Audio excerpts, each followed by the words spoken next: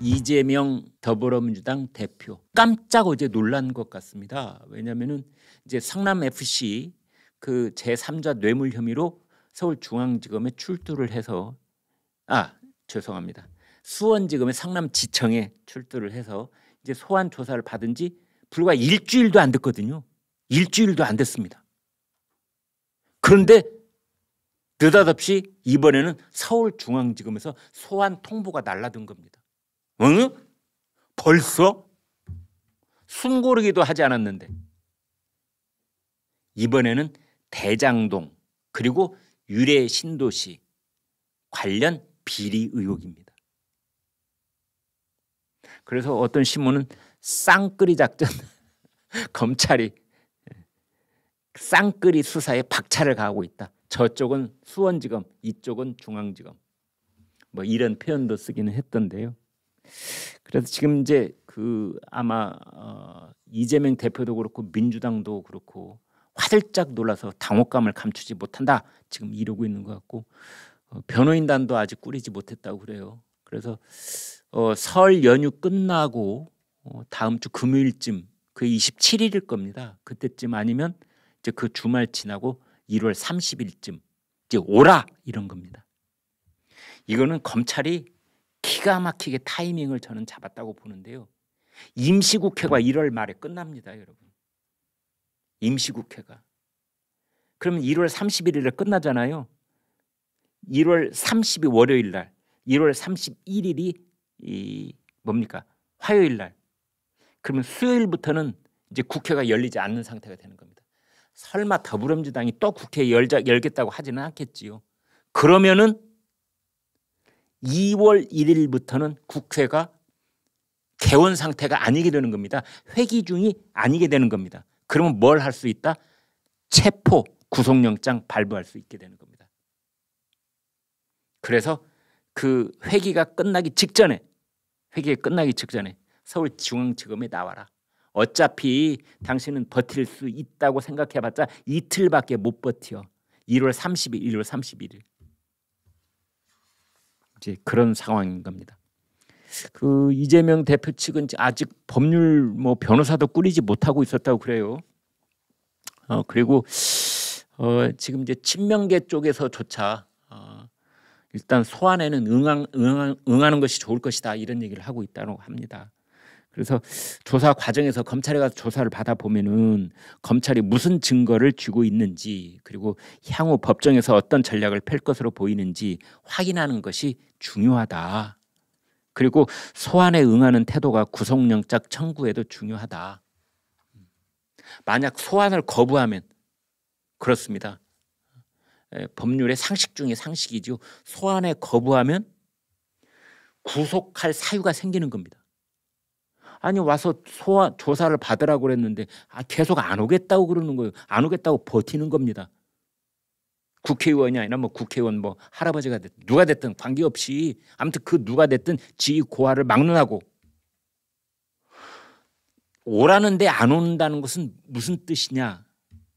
증거인멸의 우려와 도주의 우려가 있다라는 것에 적용이 될 수 있는 겁니다. 그래서 구속영장 잘못하면 발부되니까 나가서 조사받아라. 지금 그런 얘기가 있다고 그래요. 이제 그 이재명 대표는 신년 기자회견을 해가지고 개헌 얘기도 했죠. 신년 기자회견해서 4년 중임제로 대통령제를 바꾸자. 결선 투표제 도입하자. 그리고 이제 또 민생 경제를 살핀다 이런 생색을 내기 위해서 30조 원 규모의 추가 경정 예산을 편성을 하자. 또 이제 이재명 대표 본인 입장에서는 이른바 기본 시리즈, 기본소득, 기본주택, 기본생활 등등 기본 시리즈가 그 대선 기간 동안에 쭉 있었잖아요. 그걸 다시 끄집어 올려서 이른바 기본사회 구상이라고 해서 그 민주당 내에 기본사회위원회를 발족을 시켰습니다. 기사위, 기본사회위원회. 이제 그래서 이재명 대표 입장에서는 사법 리스크에서 방향 전환을 하려고 했던 거죠. 민생 경제를 살피는 우리나라 제1야당의 이재명 대표님. 이제 이 코스프레를 해가지고 그쪽으로 이렇게 넘어가려고 그랬는데 난데없이 소환장이 날려든 겁니다. 검찰 입장에서는 시끄러운 소리 말고 빨리 검찰에 가서 조사나 받아, 이렇게 된 겁니다. 그래서 지금 이제 민주당 쪽에서는 입이 이만큼 나와 있는 겁니다. 당혹감을 감추지 못하면서도 검찰의 의도는 뻔하다. 설 명절 밥상이 이재명 대표 소환의 이야기거리가 되기를 바라는 것이다. 뭐 이제 이런 식으로 얘기를 하고 있답니다. 이재명 대표와 김만배와 이재명, 이 둘 사이는 어떤 관계일까요? 이렇게 생각해 보셨습니까?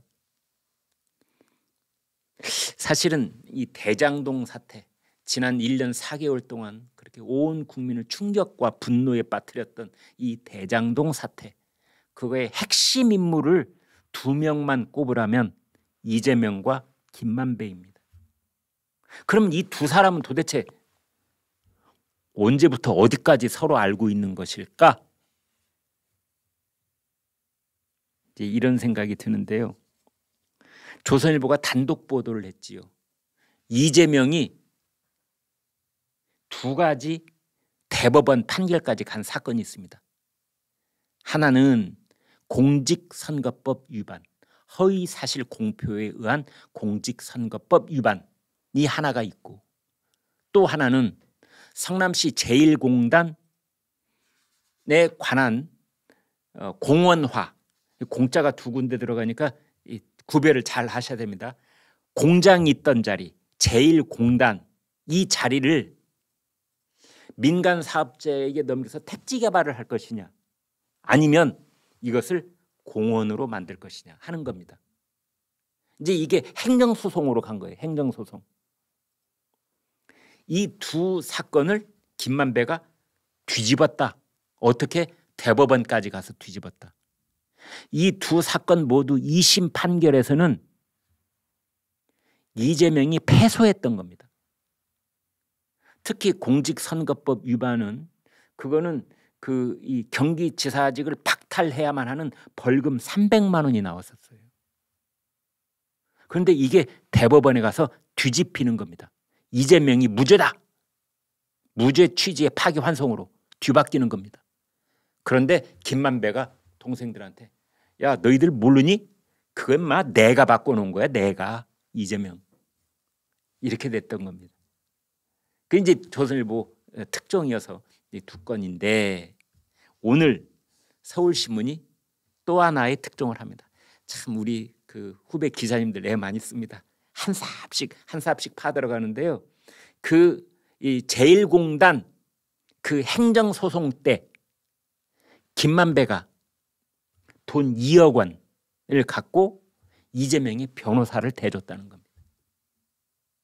뭔가 악기가 탁탁 맞아떨어지지 않습니까? 김만배가 자기 돈 2억이 아니라 김만배가 소속돼 있는 화천대유, 화천대유는 법인체입니다. 그래서 함부로 돈을 꺼냈으면 안 되는 겁니다. 아무리 주머니 돈이 쌈짓돈이라고 하더라도 일단 불법은 불법인 겁니다. 근데 여기서 김만배가 직접 자기가 꺼내지 않고 그 돈을 누가 대리하도록 했느냐? 이성문이라고 있습니다. 사람 이름이 자꾸 나와서 저희 시청자분께 사람 이름 새롭게 말씀드리기가 죄송스러운데요. 그냥 이성문이라는 사람이 있습니다. 성균관대 법대. 그러니까 김만배하고는 동문인 겁니다.